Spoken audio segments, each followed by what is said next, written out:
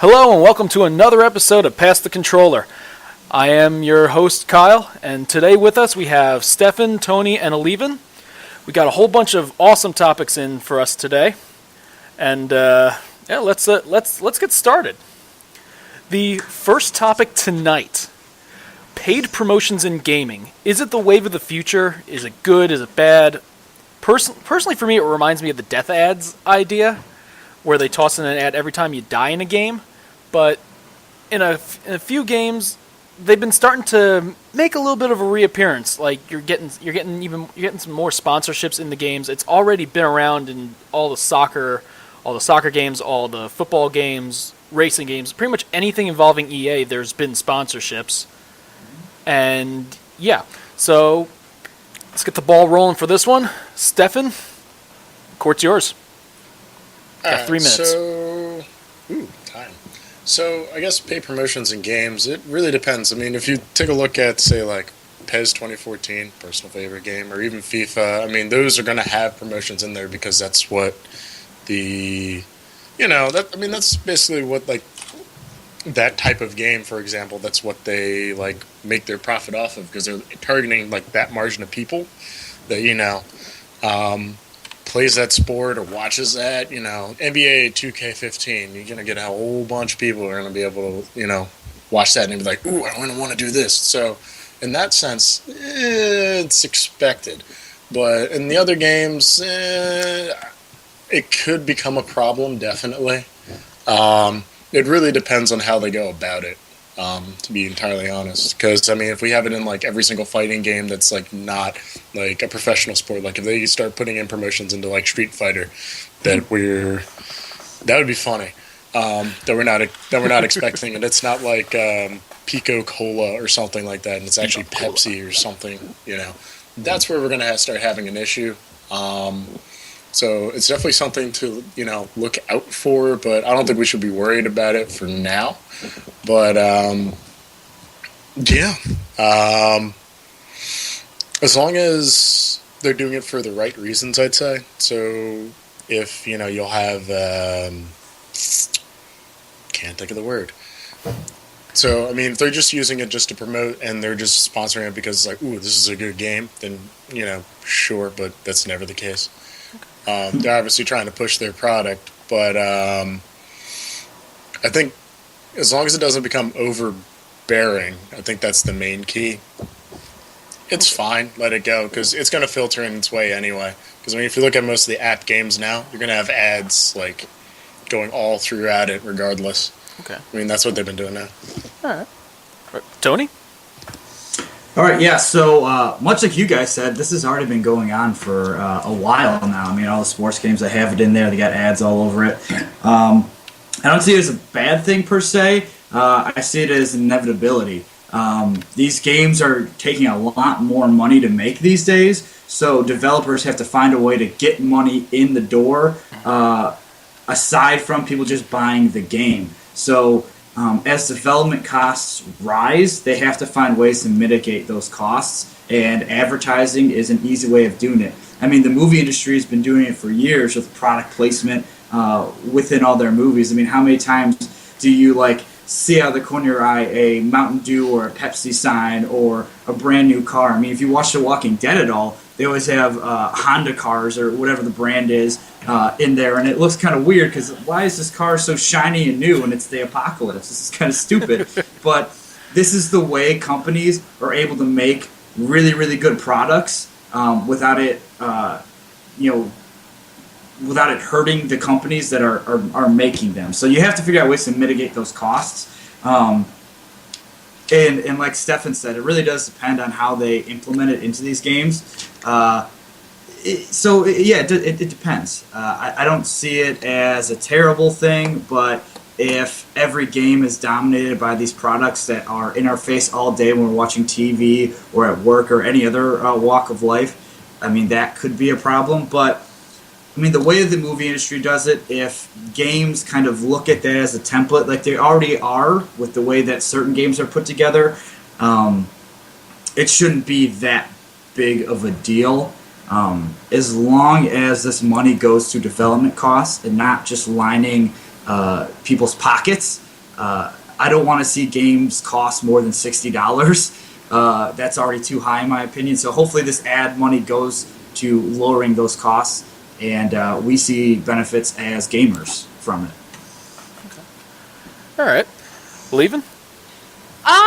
It's definitely a way of the future, especially with the gaming growing a lot stronger in the app market. There's a lot of ads growing there. There's also a lot of ad development going in the online gaming community.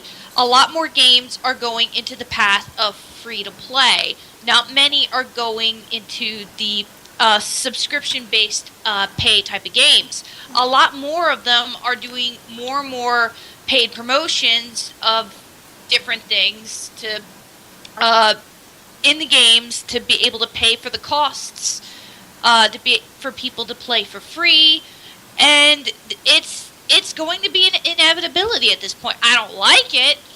I don't want to see different promotions when I'm playing a game, since I believe in immersion. I want to be immersed in a game. If I'm going to go, say, play, for example, Champions Online, which is a free-to-play game, I don't want to be bombarded by, say, hey, you like this costume? Well, you can get this at this so-and-so store.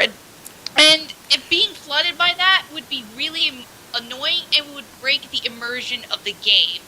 It's inevitable a bit at this rate, but I see it as kind of sad. It's a sad day for gaming because it breaks the immersion, because you're going to be bombarded with commercials and promotions. I don't like it, but it's an inevitability that we're slowly getting to in this modern age of gaming. I don't like it. It breaks immersion, but it's inevitable and begrudgingly accept it. All right. One thing I just want to add to that, you could see it as being sad, but you could also see it as being, hey, advertisers are starting to believe that games are the wave of the future. I mean, this is, at least in my opinion, the next media that's going to take over everything like movies and TV, was of the past. So if advertisers are jumping on it now, this is even better for our favorite media. And if I can counter to that, one big example of paid promotion going bad would be the incident when they tried to turn a gaming jam into a reality television show, which I'm sure we all know. That's when I hear paid promotions, I'm thinking of that worst scenario, and that's where I'm afraid that we're going to go. Final thoughts, Stefan? Yeah, you brought up a funny point. Two things. I would have to agree to Tony's point, because I actually just read an article today. Those Lumosity.com things where they teach you games and stuff like that? Yeah, the brain games. Yeah, the brain games. Ooh, Guess yeah. what? They had a select group, and they had Portal 2 actually scored better. People who played Portal 2 actually scored better than I read that, yeah. the Luminosity games. And, Power of potatoes. I'm going to butcher your name. Alevan? Yes? No? Yeah, Okay. Alevan. It's okay. Okay. I'm terrible with names. I've been mispronouncing that, haven't I? So, the thing is with that, to her point, I find it kind of amusing. You gotta be very careful in terms of games themselves, because she's got a point. A lot of the games that come out today are, relatively speaking, they're crap. And if they could put more money towards the development and actually make a good quality game so I can actually get immersed in it, that would be fantastic. But they might be using this to kind of like bump up their revenues so they can keep making games, but they're still going to be crap games. Yeah, exactly. Exactly. Exactly. All right. Well, that's good. It's good for the first topic. Let's do a check on the scoreboard. Stefan currently has 10 points. Just pop that in there. Tony has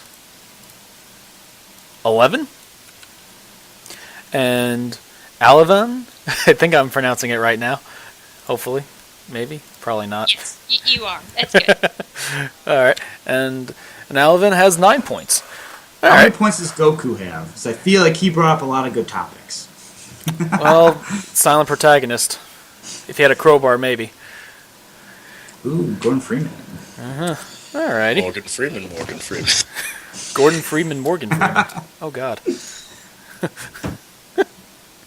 Oh, great! Now I'm picturing Gordon Freeman as Morgan Freeman. That would be awesome. I'm gonna draw a picture of that. Beware. Have fun with that one. Haha. All Please right, send me that. I want that to be my new profile picture. Gordon Freeman as Morgan Freeman. All right, now let's move on to the next topic. The new 3DS. It's actually a pretty big success in Japan, though a lot of people are saying it's a big success mainly because the handheld market there is a lot stronger than what we have here. But that being said, do you think that the new 3DS will have the same effect here as it did in Japan, or at least something close, or will it be more that people are just gonna? It's kind of like the Wii U with the Wii. It's like they already have one and they don't need a second one. And is the new 3DS okay as it is now, or does it need some more additions? All right, Alevan. God Yep. dang it, I'm gonna screw that up. Alevan. I am going to screw that up repeatedly. Yes. Alevan, But floor is yours. 3 minutes. I think it's not worth it. I mean, the 3DS is pretty good right now. If they added way more features to it, it would be worth upgrading to it. The upgrades that they have put into it right now, it's just not worth it especially in our market here. In Japan, their country is constantly on the go. That's perfect for them. That's what they're marketing to. Okay. But here in the U.S., we're all mostly sitting down. We're not exactly to go and moving around. To update it, I don't like it, especially as some new games aren't going to only work on this new 3DS. The games that are coming out for it will not work for the older editions, so you're going to be forced to update it. They have said that there are some games in the 3DS that will only work with this new one, and I don't like that.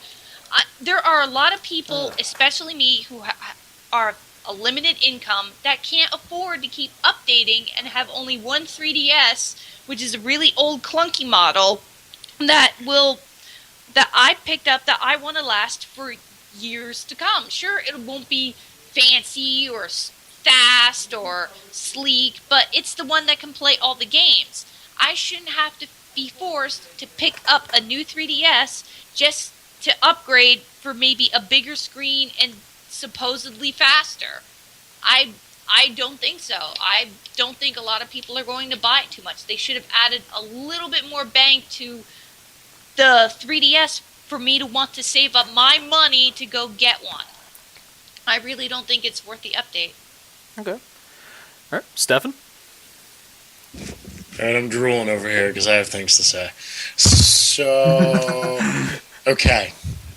I can understand where she's coming from. However, here's the problem. If I had to do a compare, this is Nintendo's moneymaker. This is where they make all of their cash. So they need to make an update to it, or else they're going to sink fast. If you look at the Wii U, it's not really doing too hot as it should be, even though I still really want one because of the new Smash Brothers. I mean, amen, brother. Yeah, and apparently Mario Party is also very freaking awesome. Or not Mario Party, Mario Kart 8. Thank you. Come up sometime, you can play it. One day. So that's one thing. So, I mean, that's their main moneymaker. So, yes, it's going to make a lot more money in Japan, but we're still going to get some hits over here in the U.S. because it's better. Ultimately, you get faster hardware, better joysticks, larger screen. Everything's going to be looking much more cleaner. Okay. And if you want to look at it from the cost point perspective, in terms of like console, think about it. A lot of people just shell out probably about $350 to $400 on Xbox One and PS4, and those are not backwards compatible at all. One of the problems that a lot of like companies have been having is they can't do both. It's very, very difficult to do both. So you have to upgrade the hardware. You have to leave something behind in order to move forward. They probably have another plan for this in the future, because if they didn't, it wouldn't be the Nintendo we know and love. Because, I mean, PS4, they stepped away from that when they made the new PS4. Can't go backwards compatible. A lot of the games that look better, run faster, it's a lot cleaner, it looks better. Same thing on Xbox. You can't run any of 360 games. So you have a lot more wiggle room to do more things if you make that leap. And it'll be exciting also with that to see what else they'll do in the future, since, Nintendo kind of has like the handheld market, and they're competing on a much harder scale, that being like with cell phones and handheld games, or handheld devices like tablets and such. So it'll be interesting to see that. Okay. All right. Tony? So, talking about the comparison between all these 3DS models, if you go onto Kotaku, they have all 4 of the models of the 3DS put next to each other, and they're all trying to start Smash Brothers, and you get to see them do it all at the same time. And the newest version, this new 3DS, is so much faster than the others. It's so much faster, like literally instant boots. Where, like, I don't know if anybody else here has played the new Smash Brothers. It takes a little time for it to boot up. They also compare download speeds. It's night and day how much faster this new version is, which, I mean, on all these platforms, especially handhelds now, downloading your games and working a digital marketplace is the wave of the future for buying games. So if those download speeds are so much faster, you're going to be playing your games faster. You're going to be much more happier with your product, and maybe a little bit more apt to impulse buy a game if you can get it like that. And, this shouldn't be a shock to anybody, because this is Nintendo's MO. Does anybody remember the Game Boy Color? I mean, that was kind of an optional upgrade for your Game Boy games. You could play all the old games, and you could get kind of color, but then they made new games for it where they had full color features. And they actually had different versions of games, or they had different types of games that some utilized the color technology. Some of them would kind of work on both systems in different ways. So, like, this is nothing new to Nintendo. They've done this stuff before. And I think it's going to be a good thing. And nobody's mentioned the C-Stick that they added, which it's kind of in a weird spot, and I don't know if it's going to work as well as the GameCube controller, but it is an added feature, aside from the speed and maybe a bigger screen or whatever it is. Game developers can do more with it because there's more buttons there now. Plus, I'm really excited that a new Xenoblade game is going to be coming to the new 3DS. That's pretty awesome. If I may also counter, with the Game Boy Color, there was, I believe, a bit of a more gap between the Game Boy and the Game Boy Color before something was released. I just feel like this release is just a bit too soon. I guess for me, it's just too soon. If they want to make something faster, sleeker, and make something that is going to run better on future games that the past ones aren't going to run on, why not just make a whole new system entirely?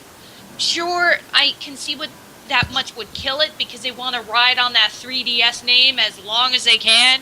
I mean, Xbox is doing it with the Xbox 360 and then the Xbox One, so it's PlayStation riding on that name. But if you're going to really try to update, why not do more? Why not make something completely different? Why not make a brand new handheld? In all honesty, though, the original 3DS came out in 2011, I believe. The Game Boy Color, I think it was that same span of time, about 3 years in between the consoles. So it really isn't. That point's moot, because they do this. This is what Nintendo does. So especially like Stefan said, this is their cash cow, since the Wii U's not doing that well. Yeah. So there's a lot of people I know that are very engaged into their 3DSs that will jump out right now and buy another one because of the speed, because of the C-Stick, because of all these different things. It sucks for some gamers like myself that won't be able to purchase the new hotness, but I know a lot of people that are going to do it anyways because they love these systems. Yeah, and I know I'll be one of the parents that are going to have to save up the money to buy it, because I have a 13-year-old. He's already looking at it, and he's already dropping hints for us to pick it up, and I don't like it.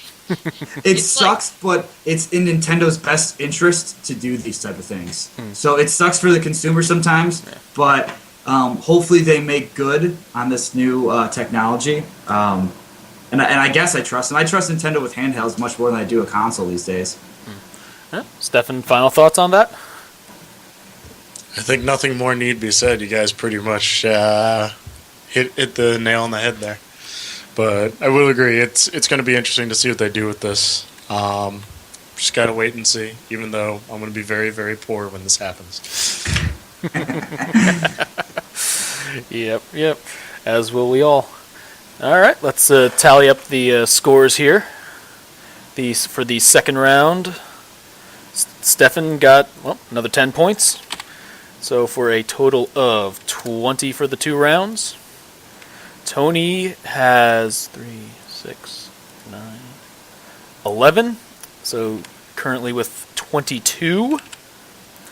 And Alevan, 1, 2, 3, 4, 5, 6, 7, 8, 9, 10, 11 as well. We got a tie. We got a tie here to move on between Stefan and Alevan. So I guess I'm gonna have to think of a quick little topic here. You know what? I'm thinking about bringing in the versus topic for this, but you know what? No.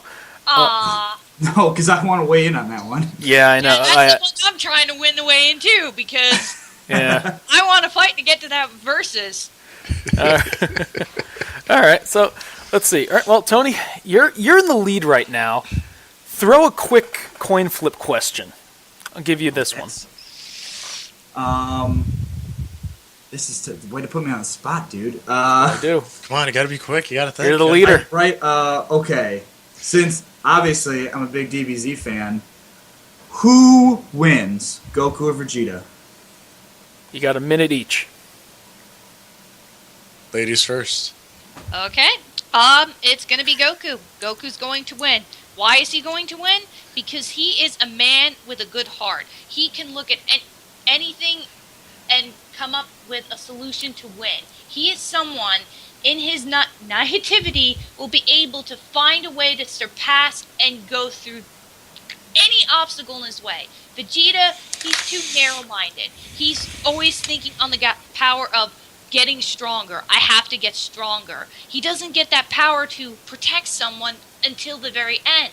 Goku is always thinking above himself.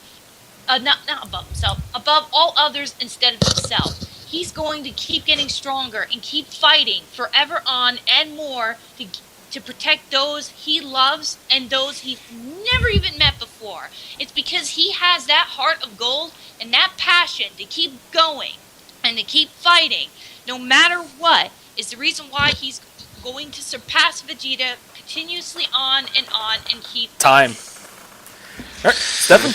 Okay, I'm going to have to go for the opposite here, Vegeta. As much as I love Goku, but here's the difference. Vegeta is very businesslike in his decisions. He's like, nope, I don't like you, kill you. Nope, don't like you, kill you. But he's always fighting until he has no more strength left. He's a battle-worn tactician. He's beaten the crap out of Goku several times. Now, granted, through the shows and such, we've seen, obviously, Goku's been the stronger, but that hasn't always been the case. I mean, he's found ways. He's skipped from level 2 to 4. Which GT's not canon. Which but it's part of the conversation. But it's still part of the conversation. That's so true. You can't look at me and say, like, he's willing to do what it takes to get the job done. He's been put in several situations where he's like, I think it was during the Buu saga, he's like, all right, everybody keep giving the energy, and people were on their like ways like dying. And Goku's like, I don't want to do that. But, he's like, okay, this will probably do it. We need to try. So you can't really say that he's not as strong. He's just willing to do the things that, Goku's not willing to do. Yeah, that's true. Okay. And sorry about that. It's just... All right. Tony, your thought? Do we go with the good heart, or do we go with the devil's advocate? Yeah, you gotta go Vegeta in this instance, only because I think Stefan defended his point a little bit better, citing specific examples. I mean, obviously, I am the biggest Goku lover in the world. He's my favorite, but I agree. Vegeta sometimes just knows how to get stuff done, where Goku's more concerned with just training and fighting, and he's not thinking about it at a higher level. Where I think Vegeta does. He thinks about stuff, at that next level. I'm anxious to see where the series goes with this new Battle of the Gods movie. At one It's point, fantastic. I know. At one point, Vegeta goes semi-god mode without any help from anywhere else. He punches the crap out of that little cat thing, whatever it is. Well, but anyways, yeah. Vegeta. Anyways, let's move on to the showdown.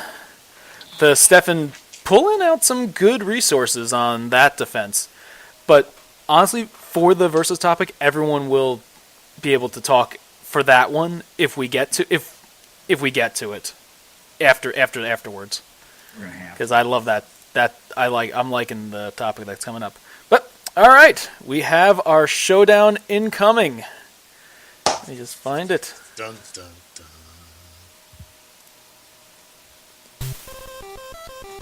I feel like we should have elevator music. So you, Zach. All right, in one side, we have the newcomer Stefan coming against a former reigning champion, Tony. In our first topic, we have Bayonetta 2. Supposedly, from a lot of the reviews that I've read, it is a lot better than expected, and there's also an over-the-top anime coming out for it as well. What are your thoughts on the game? Have you guys played it yet? Is there anything that you noticed that you might like about it, that you might not like about it? Is it worth the hype? And do you feel that the reviews are true? Tony, you were in the lead, so we will start with you. You have 60 seconds. Go. Perfect. I don't think should be a surprise to anybody, in all honesty. The original Bayonetta had a Metacritic score hovering around 90. So that's really, really good.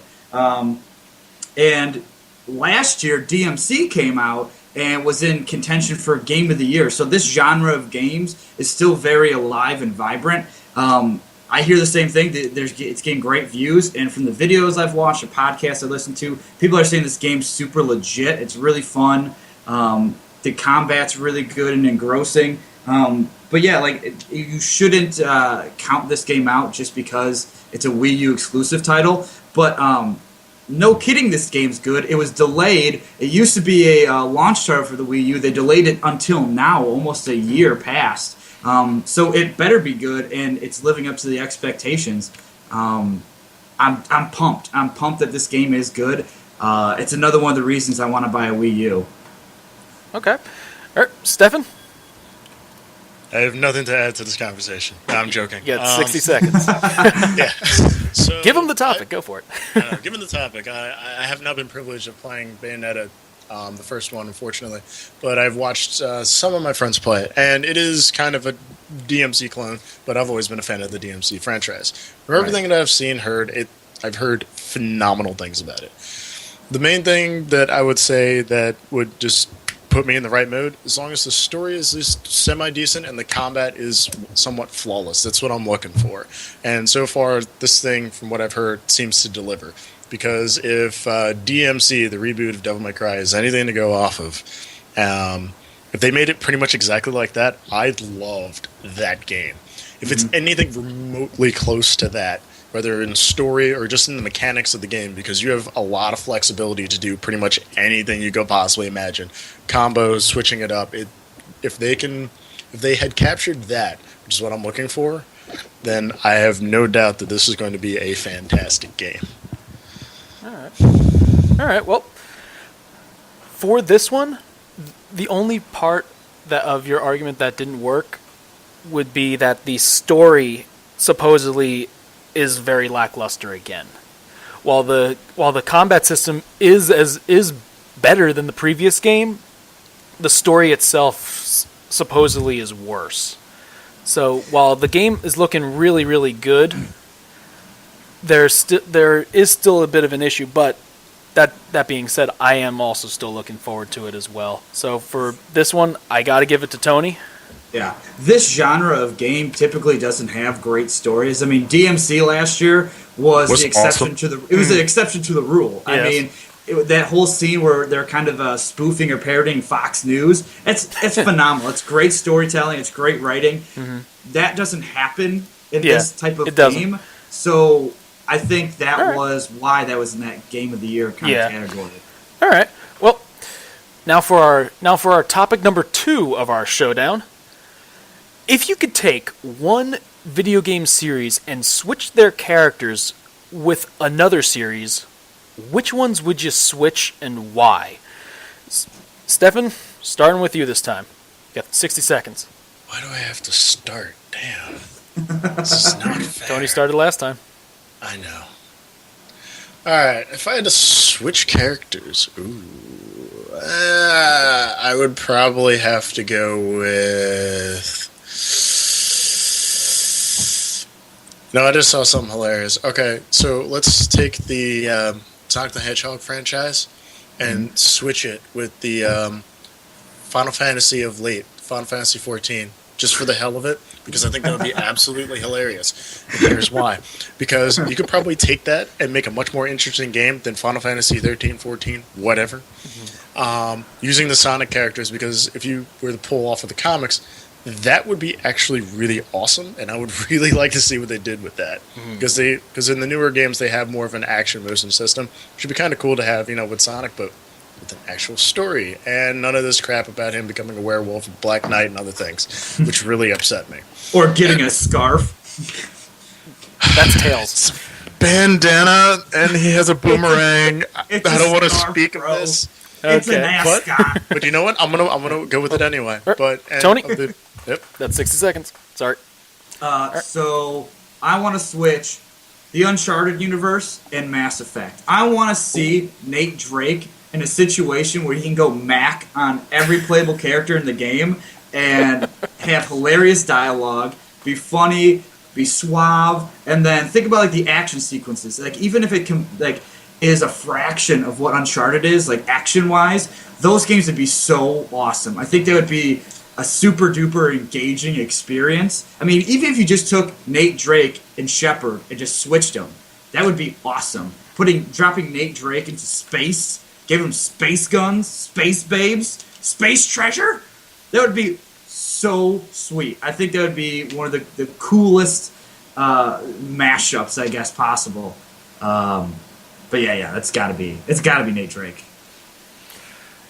You know what? I gotta agree with that one. I'm picturing it now. That's a good one. Think of him going into the club or whatever and dancing up on some chick. That would be hilarious, and it would work. I'm more along the lines of Sully in a bar. Sully would be fantastic. That would be great too. Well, congratulations to Tony for winning tonight's episode of Pass the Controller. Yes. Got 30 seconds to talk about whatever you'd like. Okay, so shameless promotion time, I guess. So me and Rob, the another competitor on the show in episodes past, we've started our own podcast. It's called Co-op Required. Basically, it's just a general gaming discussion. We have a bunch of different topics, whether it be news articles like we talk about in this, what games we're playing right now, our favorite genres, arcade memories. We have a versus segment just like this show, but we encourage community engagement. So this upcoming episode that we're recording this week, we're doing Mario versus Sonic. Which character do you like more? Which one would win in a fight? Whatever your take is on it. We want you guys to comment on it, and we'll read it off in the show in the next episode. It's called Co-op Required. We host on SoundCloud right now, but hopefully we're going to get onto iTunes and everything else once we can kind of get a few more episodes in the can. You can talk to me on Twitter at Tone, TONE_GOH. You can talk to me there about your versus category or whatever. The show also has its own Twitter page, Co-op Required, all one word. And just drop us a line and we'll talk about you in the show. All right. Yeah. All right. Now what I think everyone has been waiting for, now that the showdown is done, and surprisingly we didn't get to it. So I will leave this open on the floor for everyone as a bit of an extra credit here for this one. The versus topic tonight, Kefka Palazzo versus Sephiroth versus Chaos/Garland. Who would win and why? Tony, we'll start with you since you won tonight. Fantastic. I was hoping you'd say that. Kefka obviously wins. I loved all those final bosses, but Kefka was the only one that really won. I mean, the game splinters when Kefka destroys the world. So a whole new chapter of the game starts at that point, and you really don't see that in any of the other Final Fantasies. He's a crazy clown, which already people just want to hate on that type of character. He's got a hilarious laugh that makes you want to hate him even more. I think he's the epitome of evil throughout, and especially because he's not the main bad guy at the beginning of the game. You see him kind of ascend to that role, and he doesn't have a lot of crazy ambition or anything. He's just nuts.